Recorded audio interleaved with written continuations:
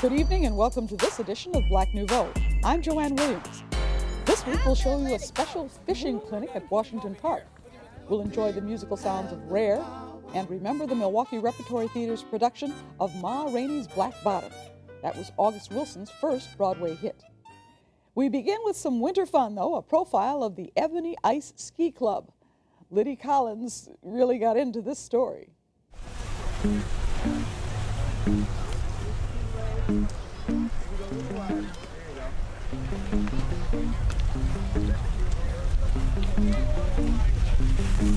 My teacher taught me in half an hour, and I perfected this hill now, and I'm going down again. I mean, I love this place. And this place is Cascade Mountain, located in Portage, Wisconsin. The Ebony Ice Ski Club from the Milwaukee area brought people here to learn and have fun outside. The ski club promotes winter sports, skiing, snowboarding, and hiking. The club functions all year round. We actually started doing snow tubing. We do have a couple members who do cross-country skiing. In the summertime, we go do Saturday morning bike rides. We do camping. We meet at Jazz in the Park. But skiing is their main love. We live in Wisconsin. This is the perfect sport to do. I mean, we got the ski hills in our backyard. Why not be a tourist in your own backyard and love it all year round? Sheila Payton started skiing 30 years ago with a black ski myth that is still prevalent today. A former co-worker of mine suggested I come skiing with her one day, and I thought, black people don't ski. But she said it's a lot of fun. I was in my 20s at the time. She said, well, the parties are great, you should come. And once I realized that it was going to cost a little money to go, I said, well, I might as well learn how to ski. It keeps you in shape. You enjoy the outdoors. It gives you something to do in the winter, especially in a place like Milwaukee. I mean, you can either sit around and wait for the snow to go away, or you can do things that are enjoyable. And so it gives you an opportunity to get out, to enjoy the outdoors, to be with people that you like, and to just have a good time. I saw you skiing. Are you new to it or not? Yeah, this is my first time. Are you kidding me? It's my You first look good. time, and I'm having so much fun. Why are you doing it? Because my school, I go to Concordia, and the group I belong to, MSG, we came with the ski club. I just wanted to get the experience of it, just to try it. And I really like it, so I'm gonna try it again. You make it look so easy. It's fun. It's scary when you're coming down real fast because I can't stop. I'm really excited to see younger people doing this, because I think one of the things that keeps life interesting is expanding your horizons and thinking about things that you can do that are out of the box. All right, you guys ready? The ski club has a Learn to Ski program. Each year they have people from throughout the Milwaukee area participate in a 4-week program that teaches them how to ski. On this day, I was one of those people learning how. Being a newbie, I had to learn some things. Eunice Thomas, president of the Ebony Ice Ski Club, showed me how to pick a ski boot, how to put it on.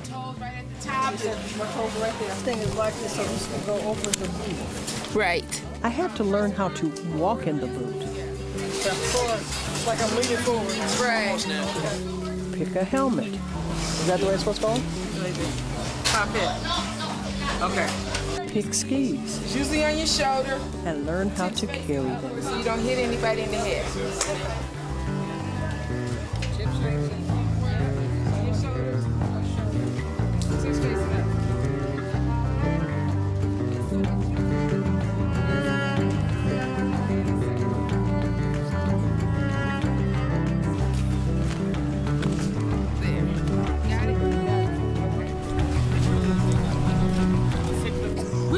Find a lot of our members and the Learn to Ski people by word of mouth and friends and family.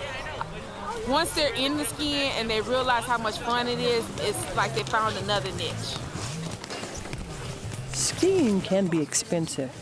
Eunice gave suggestions on ways to cut down on the cost. And one way, bring your lunch. If you need some ski pants or ski jacket, Goodwill, Value Village, secondhand stores always have abundantly of ski apparel. We all have hats, we all have gloves. We just need a nice pair of long johns and a long pair of wool socks. And then on to the lessons. See, we torture you for a little bit, then we give you something easy. To the right, throw the right foot, right edges. Good, stop where you're at. And you guys do this. What's that called? I call that the snowplow.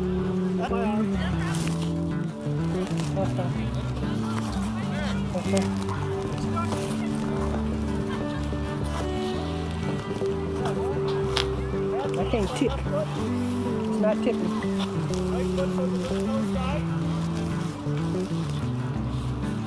Then, voila, me coming down a slope on skis.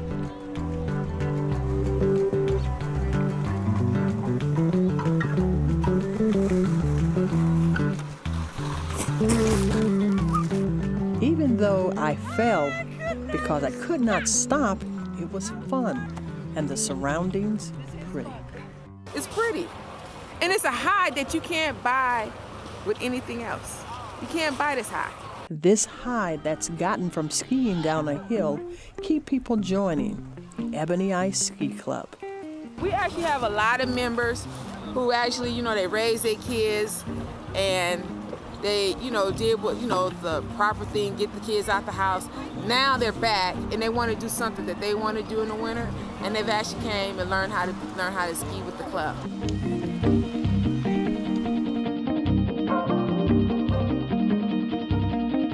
Last year, the Milwaukee Repertory Theater staged a production of August Wilson's first Broadway hit, Ma Rainey's Black Bottom. This report was filed by our Everett Marshburn. A one, a two, you know what to do.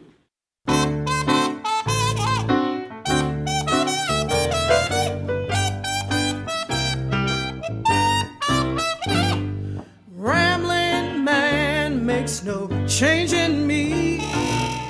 These are scenes from Ma Rainey's Black Bottom, a new production of August Wilson's first Broadway hit that is currently at the Milwaukee Rep.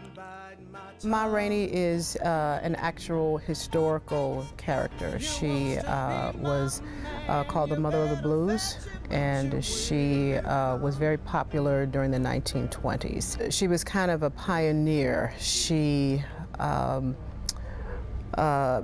paved the way for Bessie Smith and those who came after her. Bessie Smith sang in Ma's backup band. So, but it deals with Ma Rainey and the music industry of that era and how it was changing, and the recording industry was becoming a big part of it. But her thing was on the circuit, so to speak. So it just deals with that kind of exploitation of the music of that time, and she really isn't the central character. It's more about one of her musicians who is a young upstart kind of musician who wants to do his music. And so in a nutshell, it just deals with that aspect of the music industry in the blues era. The play explores a range of issues: race, age, sex, and gender. The original Broadway production, starring Teresa Merritt and Charles S. Dutton, won numerous awards. It became the third play in Wilson's Pittsburgh cycle of 10 plays. This one actually is the only one that doesn't take place in Pittsburgh. This one is in Chicago, but August was from Pittsburgh. And I think he didn't go into it thinking, oh, I'm gonna write 10 plays about Pittsburgh. And I think, but when he wrote, when he started writing them, I think the Hill District was a big part of his life. And so a lot of them take place in the Hill District. And if you go to Pittsburgh and you walk around the Hill District and you've seen one of his plays, you can hear the language. So I think, just knowing that someone is that close to his foundation, I think is a good thing. So I think from that aspect, again, I would say that there's no other playwright that I think could capture that much in their work, and he does that. And the Pittsburgh cycle is just, it's just a phenomenal thing that when you find, if you sat down and read each one of them, you'd get a history of life, and I think that's what makes it so important.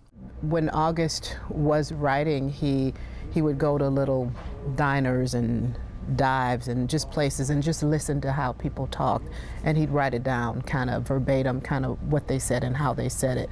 So it's just really regular kind of people in everyday kind of situations and their struggles and their triumphs and those types of things. And it's just, they're very human kind of stories. So it isn't just black people that relate to them. The blues help you to get out of the bed in the morning.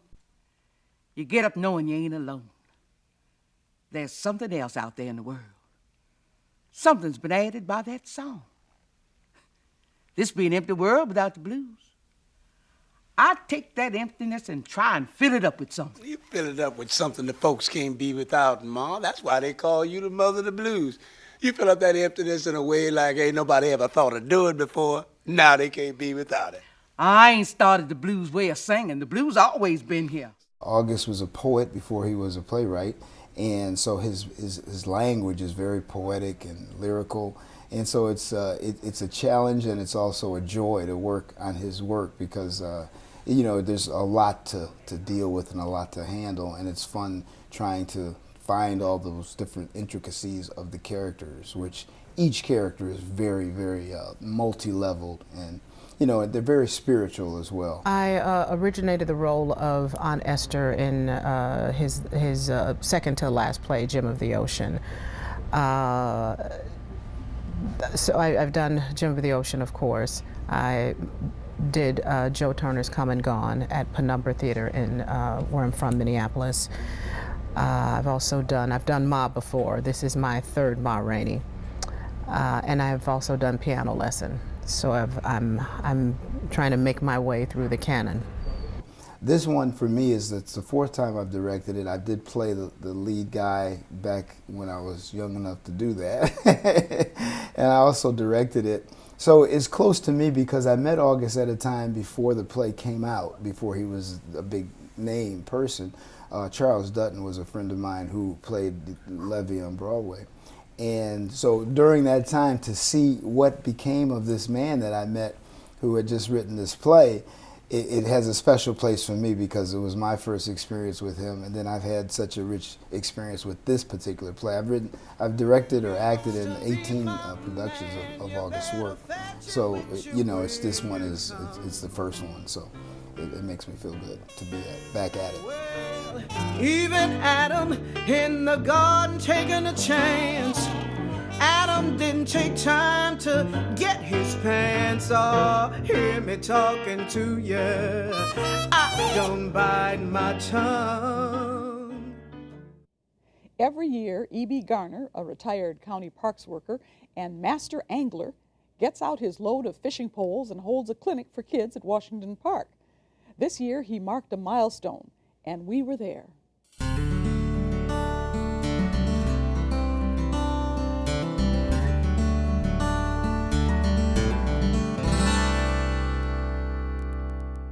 But I just like working with kids and see kids that catch one for the first time and they get to shaking and trembling and just seeing, you know, I'm keeping 300 kids out of trouble in one day.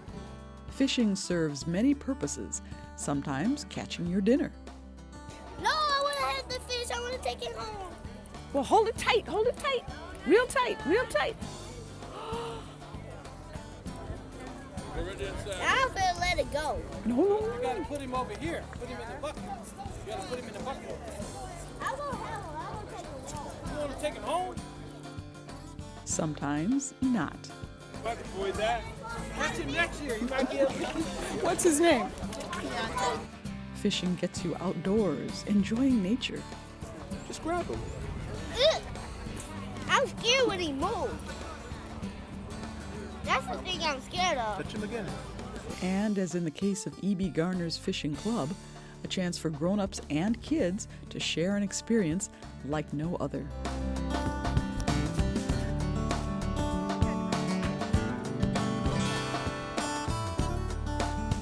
Michael Bryant brought his 8-year-old son Christopher to Washington Park in Milwaukee for the fishing lessons. So why'd you bring Chris out here? To have some fun, have some togetherness, and enjoy fishing. Mm-hmm. Has he ever fished before? No. Did he know what he was going to do when you brought him out today? Yeah, he knew. He's been asking for it for a while. So we followed father and son as they both learned how to fish.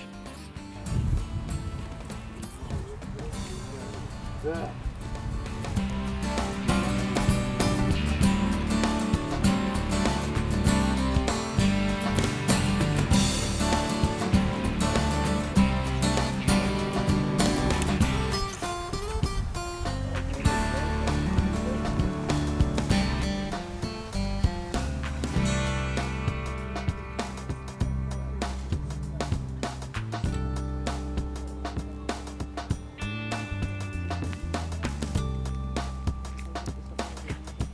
After 15 years of giving these lessons, E.B. Garner has it down to a system. But I made a station because at first they need to know how to cast so they don't get tangled up. Push the button. Got it? Okay, now when we throw, we're going to let go of the button. Ready? Right.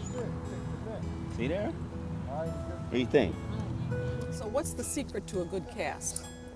It's all in the wrist, you know. And like I said, we have a technique that we use for our club. It's the overhand cast, and it's from like the hands on the clock from 10 to 2. Woo, that was a good one. Ooh, wait. Went over his line. Don't move. And then they need to know how to tie a little knot in case they break the line. They won't be worrying me.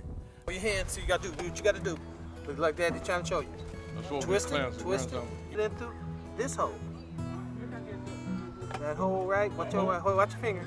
But you put it in through that hole. Now pull that line. Now pull tight. Pull, now that's your knot. Thank you.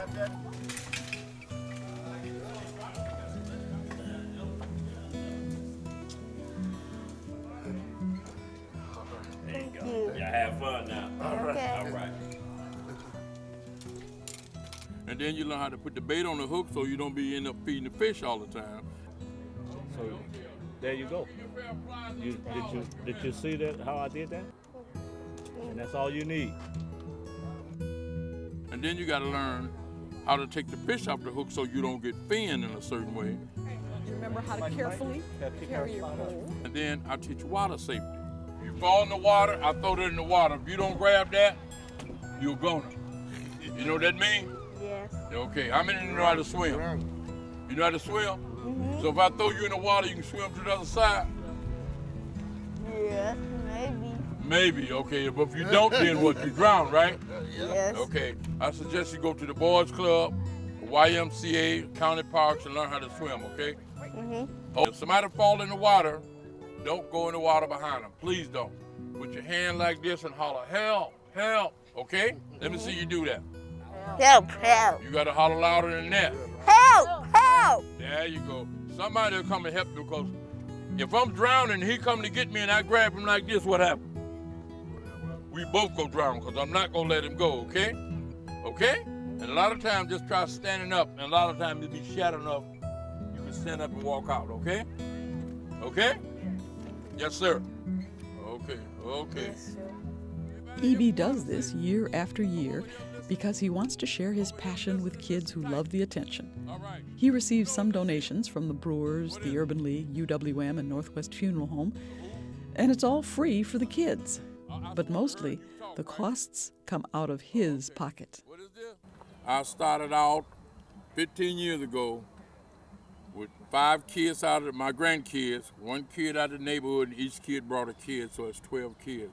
We went from 12 to 20 to 40 to 80, and last year we had over 350 kids over here in the park. We'll have, by the time the day is over, we'll have at least 300 kids over here. You know, the weather holds on.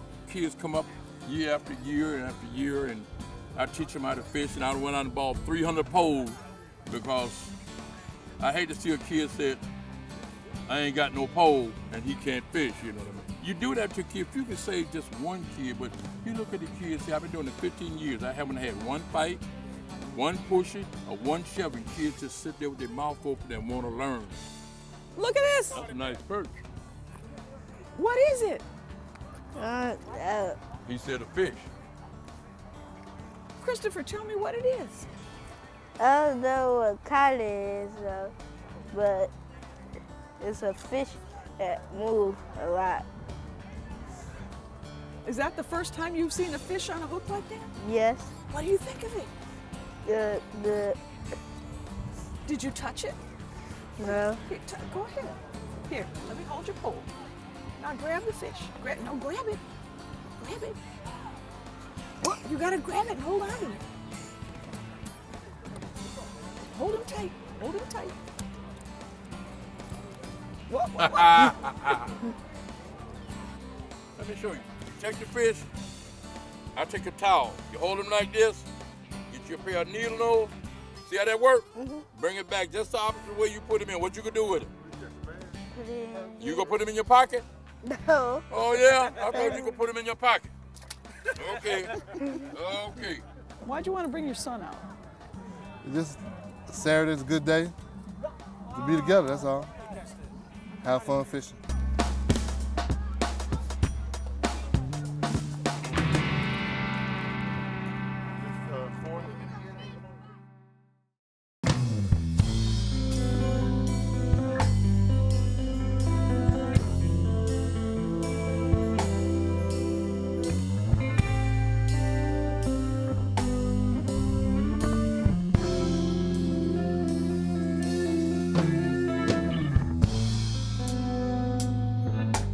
We've got things to talk about.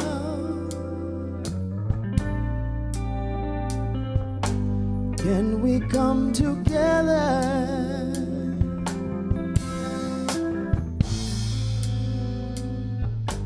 Tell me, can we work it out?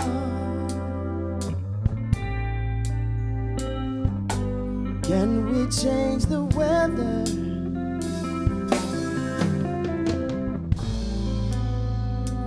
I don't know that we can make it warmer. Maybe we can change the sun. If you feel that we can turn the corner, maybe we can get this done. Life is a flower, love is like water. We have the power.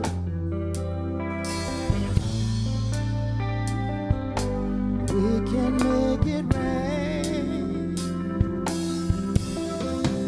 Our love can shower down like a flood and drown pain and sorrow.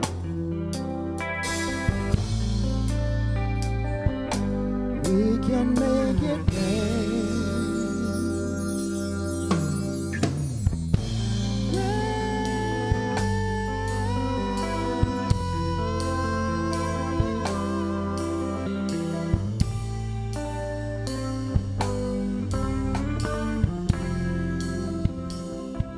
This trio's initials spell their name, Rare, a name that has an expanded meaning. It's because you will rarely hear a band play, especially a trio play our set list in a given night. It's rare. R-A-R, who's the first R? I'm the first R, Rick. Give me your full name, Rick, and how long you been playing? Rick Massey. I guess I started in the early 80s, I guess. Yeah, right out of. The A. That's me, Andre Davis. I started playing guitar. My dad bought me a guitar, but I always wanted to play bass since I was 6 years old. And finally, one day, I used to tune his guitar down, play it as a bass. Finally, he bought me a bass, so I've been playing since probably, mid-'80s too. Yeah. And the other R. My name is Roy Banks. I'm the drummer. Been playing drums for about 15 years now. I'm not gonna give away my age, but started a while ago, so something that it just grew on me, self-taught, so it just stuck, and here I am now. What's your genre? That's what's rare. Yeah. We don't want to be classified, put in one category. You know, we like to broaden our horizons so we can reach out to, all people. So you play it all? Yes, we do. I look at all the lonely people. Eleanor Rigby picks up the rice in the church where a wedding has been. She lives in a dream, waits at the window, wearing the face that she keeps in the jar by the door. Who is it for? All the lonely people. Where do they all come from? All the lonely people. Where do they all belong? Father Mackenzie, writing the words of a sermon that no one will hear. No one comes near. Look at him working, darning his socks in the night when there's nobody there.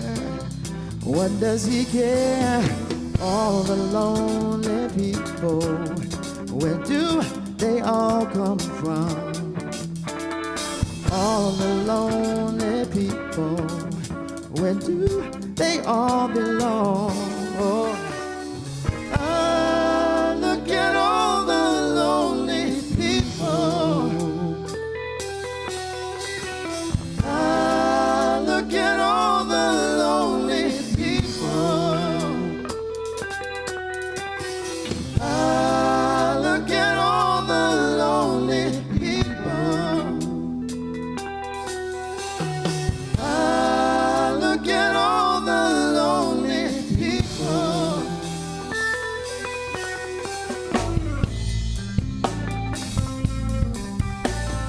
For Rare performance schedule, go to www.bandmix.com/Rare Trio.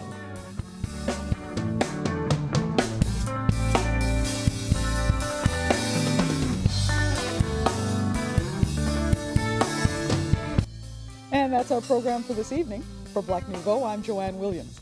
I wish you a safe, prosperous, and happy New Year. Good night.